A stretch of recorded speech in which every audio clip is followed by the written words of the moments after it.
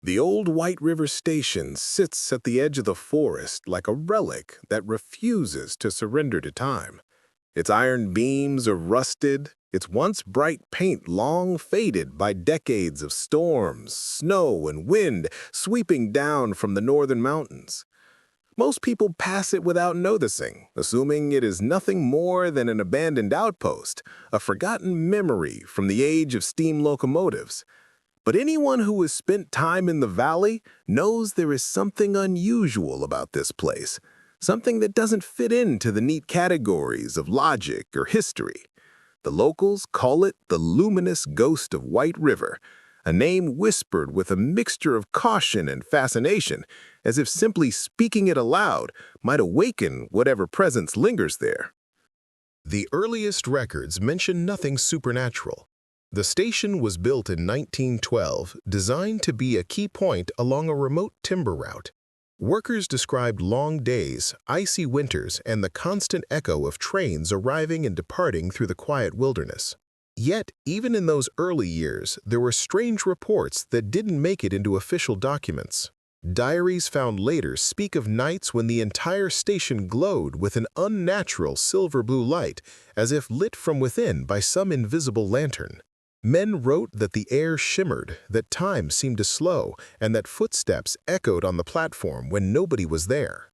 No one dared to speak of it publicly back then. Reputations mattered, and workers feared losing their jobs more than encountering the unknown. Everything changed in the winter of 1936 when a blizzard swept across the valley with such force that visibility nearly dropped to zero. A train carrying passengers and supplies attempted to push through the storm, but somewhere between the river bend and the canyon turn, it derailed. Rescuers struggled to reach the site for hours, and when they finally arrived, they found destruction scattered along the tracks. Many survived, but the conductor, a man named Elias Hartwell, went missing. His body was never found. Snow swallowed the wreckage, and within days the entire disaster was buried under layers of ice. When spring came and the thaw revealed the land again, there were no signs of him. Some believed he had fallen into the river. Others insisted wolves had carried him away. But a small group of rescuers claimed they saw something that never appeared in newspapers. A faint blue glow moving along the tracks during the storm, as if someone were walking with a lantern made of pure light. For years after the crash, sightings increased. Travelers reported seeing a lone figure on the platform late at night, dressed in an old railway coat, illuminated by a soft, shimmering radiance. When someone attempted to approach, the figure vanished, dissolving into the air like mist touched by sunlight. Locals began leaving offerings on the abandoned platform, candles, matches, even fragments of old lanterns, hoping either to honor the spirit or discourage it from following them home.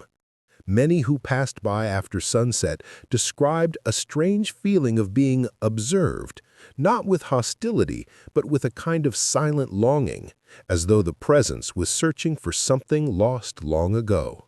Decades turned into generations. The station closed officially in the 1960s, its tracks gradually overtaken by weeds and creeping vines. Most abandoned places become darker with time, but White River Station only became more luminous. Campers in the surrounding forest often described awakening in the middle of the night to see a silver light glowing through the trees, flickering in slow, rhythmic pulses. Some thought it was moonlight reflecting off snow or water. Others believed it was a lantern carried by a lost hiker. But those who followed the glow always reported the same unsettling detail.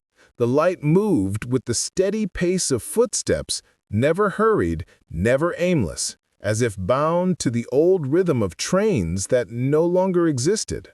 In the early 1980s, a group of amateur investigators recorded one of the most compelling encounters. One winter evening, they set up motion sensors and old VHS cameras near the station. They expected nothing more than a quiet night in the cold. Around 2:14 a.m., the sensors triggered. The footage is grainy, distorted by snow and icy wind, but what it captures is unmistakable. A human-shaped silhouette standing at the far end of the platform, glowing with a pale, bluish light.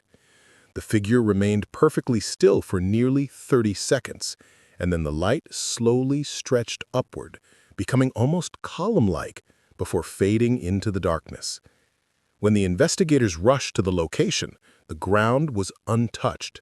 No footprints, no heat signatures, no sign of recent presence, human or otherwise. The video became a local legend, passed between families and shown in school gymnasiums during Halloween events, though skeptics dismissed it as camera malfunction or clever editing. By the 2000s, the legend had grown far beyond the valley. Curious travelers, YouTubers, urban explorers, and paranormal enthusiasts arrived hoping to witness the luminous phantom for themselves. Some encountered nothing more than silence and frostbitten fingers. Others reported hearing faint railway bells chiming in the distance, though the tracks had long been removed. A few described moments when the air thickened and the temperature dropped sharply, even in midsummer. And a handful, just a handful, told stories of seeing the ghost directly. A tall, faintly glowing figure walking the length of the platform with slow, deliberate steps, head bowed slightly as if still performing the duties of a conductor who never finished his final route. One of the most chilling accounts came from a photographer who visited on a moonless night. As he adjusted his camera near the old station sign, he noticed a soft glow reflected in the metal casing. Thinking it was his flashlight, he turned to reposition it, but his flashlight was off. Slowly, he raised his eyes and realized the glow came from behind him. He described a moment of absolute stillness, as if the entire forest had paused its breathing. When he finally turned around, he saw a silhouette standing just beyond the tracks, its pale light casting long shadows across the snow. The figure did not move, did not approach, did not retreat. It simply existed, more present than anything else in the darkness. The photographer felt no fear, only a strange wave of sadness, as though the ghost carried not anger, but an unbearable loneliness. When he blinked, the figure was gone, and the forest returned to its normal sounds. Wind, branches cracking, the distant flow of the river. The mystery deepened in 2017 when restoration crews were sent to inspect the old station to determine whether it should be demolished or preserved as a historical landmark. Two workers, both in their 40s, claimed that while surveying the interior, they heard the distinct sound of train wheels grinding against rails. The building vibrated gently, dust falling from the ceiling beams, though of course no train had passed through the valley in over half a century. When the noise stopped, both men reported seeing a faint glow near the door, like a lantern's flame drifting steadily along the ground. The foreman dismissed their claims, but when he later viewed the security footage, he noticed a brief moment, just 3 seconds, when the hallway camera flickered with a blue flash. It was enough to delay the demolition proposal indefinitely. Despite countless theories, the identity of the luminous ghost remains unresolved. Many believe it is the spirit of Elias Hartwell, the conductor lost in the 1936 blizzard.